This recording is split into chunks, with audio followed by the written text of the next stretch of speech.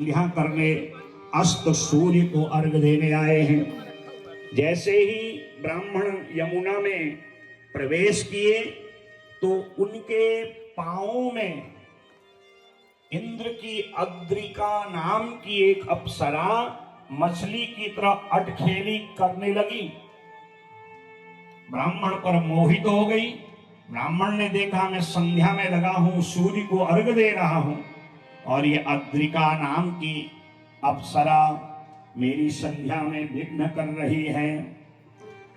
एतस्मिन् समये काचित् अद्रिका नाम चाप्सराः ब्राह्मणं समनो प्राप्तं संध्यावादनतात्परम्।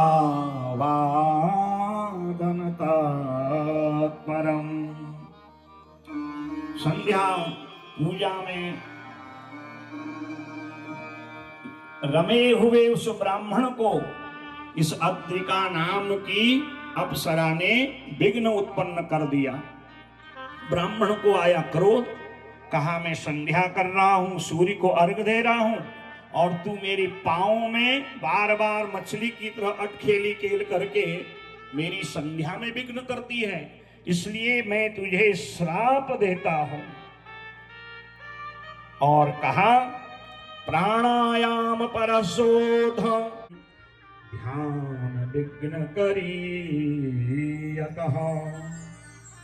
मछली की तरह अटखेली खेलती है और वैसे इंद्र के स्वर्ग में इंद्र को आनंद देती है और मेरी तपस्या में विघ्न करती है, इसलिए जा तू मछली बन जा, मत्स्य अवतार ले। इतना कहते ही अद्रिका नाम की जो अप्सरा है आकुल व्याकुल हो गई।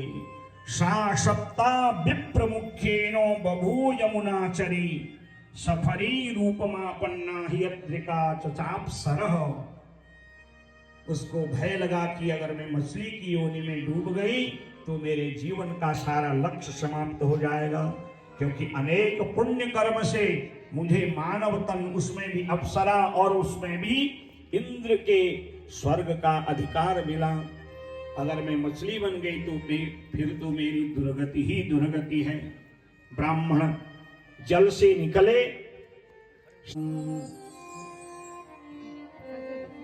उमा सुतम शोक विनाशकारकम्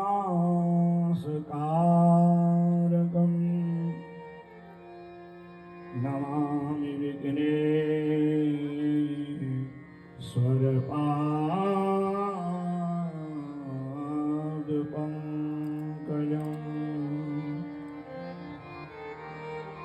नारायणं नमस्कृत्य